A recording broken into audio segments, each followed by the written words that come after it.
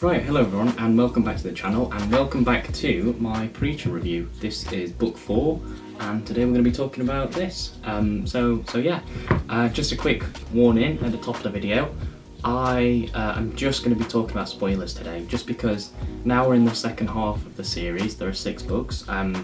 It's kind of getting a bit more difficult to kind of not talk about spoilers, if that makes sense, as we are getting later in the story. So if you want a sort of non-spoiler review of Preacher, check out my first 3 videos. They have a section that's non-spoilers and a section that's just spoilers. So I'm still going to do the quick review. So for anyone that doesn't want to watch the full video, my quick review is that this book, as you all probably know, is amazing. I love it. Book 4 is when things really kind of kick off, and but not even that, just like we've had a lot of things happen in the build up to this, but now it's kind of all coming to a head. We get some really big sort of events in this book, and yeah, it's just really great writing, and Steve Dillon's art is great. I love it. So yeah, without further ado, let's get into my review for Preacher book 4.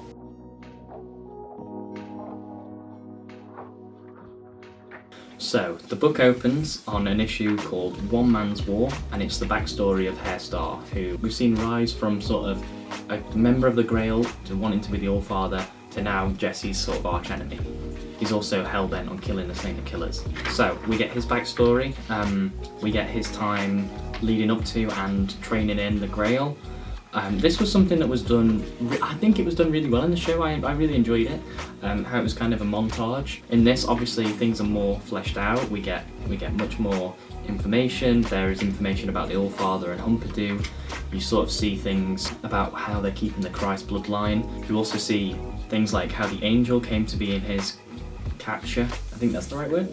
And yeah, it's got years and everything like that, so you can really follow along the story. But I really enjoyed it. And then you see how he sort of comes to hate Jesse Custer, and then it ends in 1996, which is the year that this came out, and it's the year this is set. Then we move on from Hairstar's backstory, which are the first 2 issues, to Jesse and Tulip after the end of book 3, where we saw Cassidy say he was going to leave and then completely not leave, and it kind of destroyed Tulip internally a little bit. So as well as that, as well as seeing Tulip and Jesse, we also have kind of cutaways to Arseface, who is now, I guess, a rock star after what happened in New Orleans. So you have him working with this kind of shady music producer, and if you've read the book, you know how that ends. So yeah, no spoilers for that though, just for this book.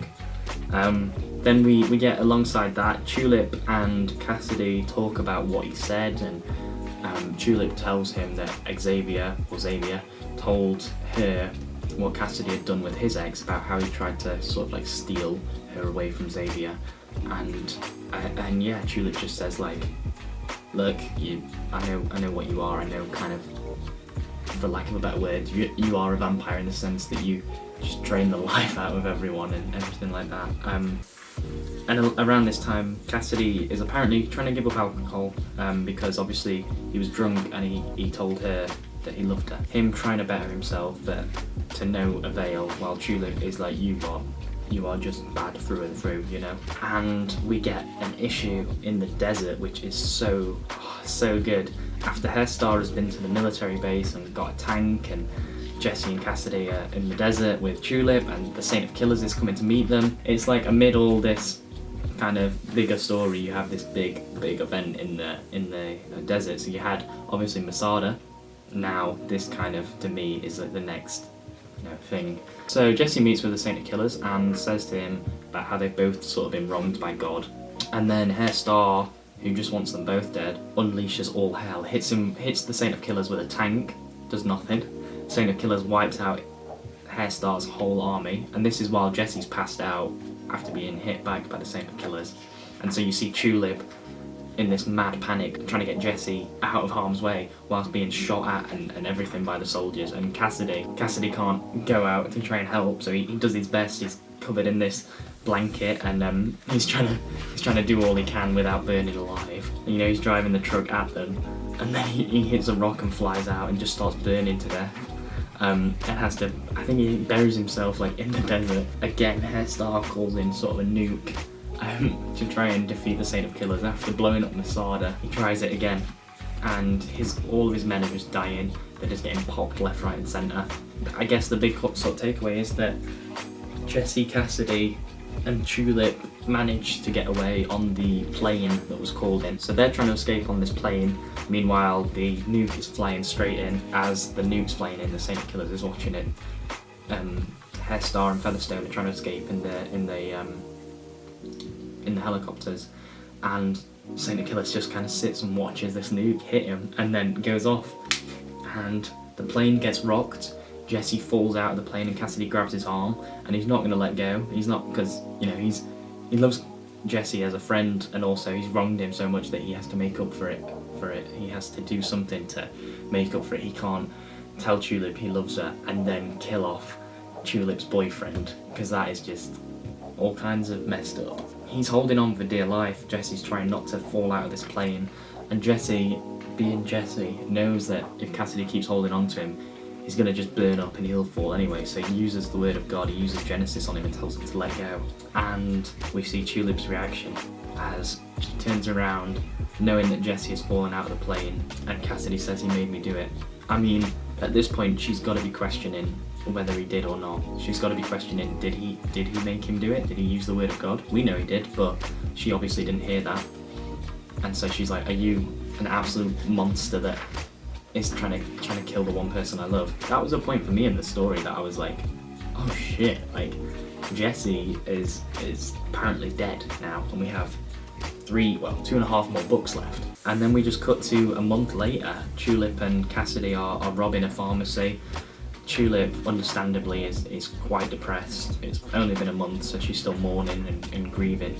And we get reports on the nuke that went off in the desert. We get reports a bit more about our space. And then we cut to Hairstar, who has been captured by cannibals who are like eating his leg, and they're eating him bit by bit. Again, that was something done in the show. I'm not sure if I preferred it in this or in the show. I think they're both done so similarly and so sort of well that it's very different. But in the show, you don't really get this mourning period that Tulip's going through. You don't really get the turmoil that she's going through, how it's affected her so much losing Jesse. And she's just absolutely broken. She's absolutely broken. And now she's with the one person she doesn't want to be with, Cassidy. After telling her he loved her, she obviously doesn't reciprocate it, and she doesn't want to be anything to do with him. She doesn't want to be sober. She just wants to drink all the time and be on pills to try and help. And so yeah, she just sleeps in a hotel room all day whilst Cassidy goes out at night to try and get them some more pills. And this is sort of this story of two addicts. Cassidy's on his drugs and his alcohol, Tulip's on it because she's mourning, and it's sort of the story of two addicts, like in the film Cherry, if anyone's seen that on Apple TV. Retroactively looking back at it, it just reminds me a lot of that. And then the next issue, we get the day after Jesse's plane crash, and we see him walking through the desert with one eye, and he runs into a minefield and gets sort of nursed back to health. This is all while Hairstar is still with the cannibals. He does manage to eventually escape after getting a gun and shooting them. I really enjoyed the way that story sort of unfolded. And then you have Jesse sort of being nursed back to health while Hairstar is going the complete opposite way, sort of being taken bit by bit. And they both have to kind of figure out what to do next. And then the issue ends with Cassidy going back to Tulip, and she wakes up, and then we cut to black. And it's like, we know Cassidy likes her, but she loved Jesse so much, and he's only just really, she thinks died. And he's still already like, oh, I'll wait the set amount of time, and then I'll make another move on her, while she's like in this mourning period where she's addicted to pills and drinking, and it's just like the worst that she's been, the worst that we've seen her, and he's trying to do what benefits him. So yeah, when we see Jesse's backstory again, he's got an eye patch, and he meets this dog, and that was one of my favourite moments, was Jesse and this dog just kind of, I don't know, going about their own ways. Again, it's similar to the Hairstar Jesse comparison. You have the more sort of inspirational, I guess, story of Jesse coming back from the dead, literally, and like then you have Tulip, who's kind of slowly killing herself, with Cassidy there just taking advantage of her and everything like that.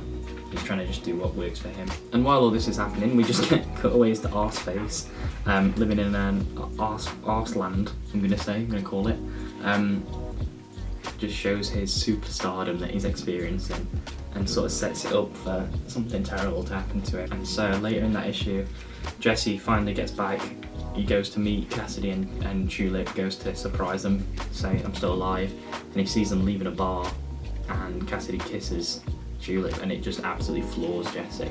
He's not seen that coming, because obviously Cassidy's never spoke to him about it. He sees Cassidy as his best friend, and for him to do that, it's just absolutely destroyed Jesse. He thinks it must have just happened after his death, but we all know it was going on kind of before with Cassidy, not with Tulip. She wasn't really having it.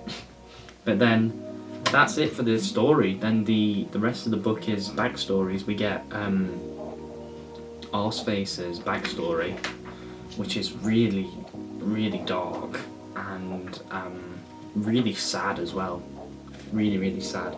So it's really understandable why they couldn't do this in the show. There are still sort of aspects of it, but nowhere near as sort of dark and gritty as it is in the book.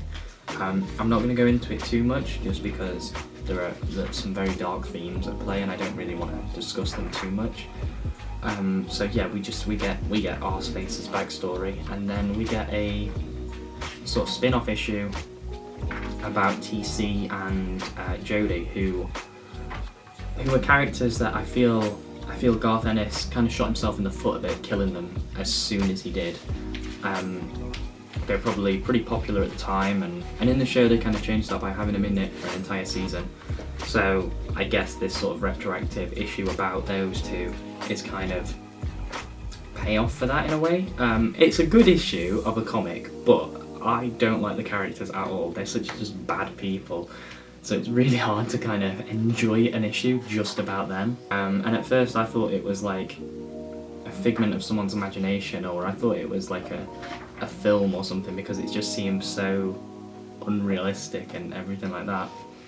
Yeah, again, I'm not going to go into that too much, but there we go. Then the book ends after that, sort of leaves you on the cliffhanger of Jesse seeing Tulip and Cassidy, whilst having the payoff of the extra stories about Arseface and about TC and Jodie. So that is my review for Preacher Book 4. I know I've just kind of talked about it a lot and rambled a lot, but I just wanted to keep this video a little bit shorter and obviously not talk about non-spoilers. I just wanted to just do kind of all spoilers for this, because it's just easier than trying to walk around things and just talk about them later in spoilers. As far as the review goes, I'm still loving this series. I read it back in November of 2020, and it's now June, and I'm still loving it. I could probably read it again if I wanted to, which maybe I might. I might do a retrospective and do a video seeing whether or not it still holds up to what I thought now I've read a bit more comics, and I might read The Boys to see what else Garth Ennis really has to offer. I've read Punisher that Steve Dillon and Garth Ennis worked on together, and apologies for my hair in this video. It's getting to the point now where it's just way too long to do anything with. But yeah, so that's the review for Preacher Book 4.